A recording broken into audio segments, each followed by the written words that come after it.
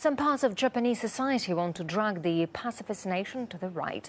Nationalist groups are growing louder in their calls for the country to take a harder line against enemies home and abroad.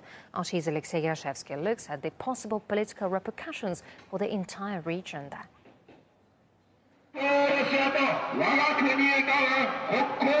It's become a tradition in Japan when some foreign officials are subjected to verbal abuse.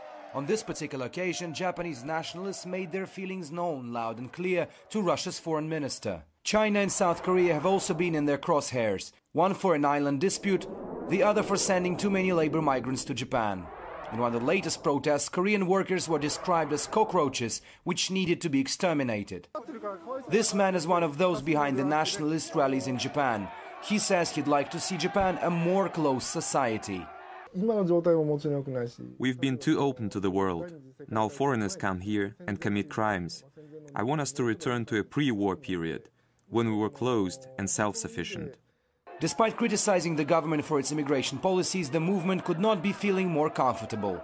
Since 2012, when Shinzo Abe was re-elected as prime minister, such rallies have been on the rise.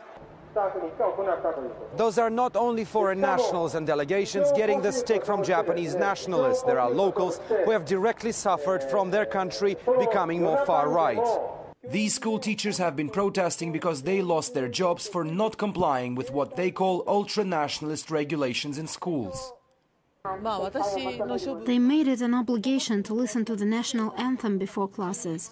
I told my pupils, part of whom were not even Japanese, that it wasn't obligatory to stand up. And then I got fired.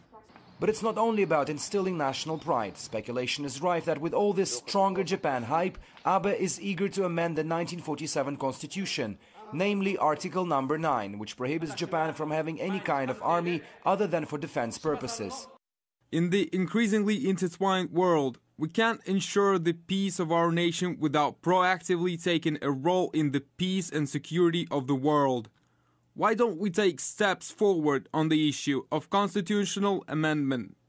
But not everyone is buying it. A more far-reaching goal could be reshaping the regional balance of power. There has been a talk among high-profile politicians, including former prime ministers, on launching a public debate whether Japan should have nuclear weapons.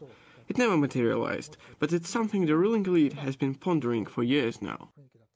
A non-pacifist Japan, let alone a nuclear power, would send shockwaves across the region, say experts. But for now, even with nationalist voices getting louder, polls suggest that such ideas are still some way from becoming reality. Alexei Yarshevsky, RT, reporting from Japan.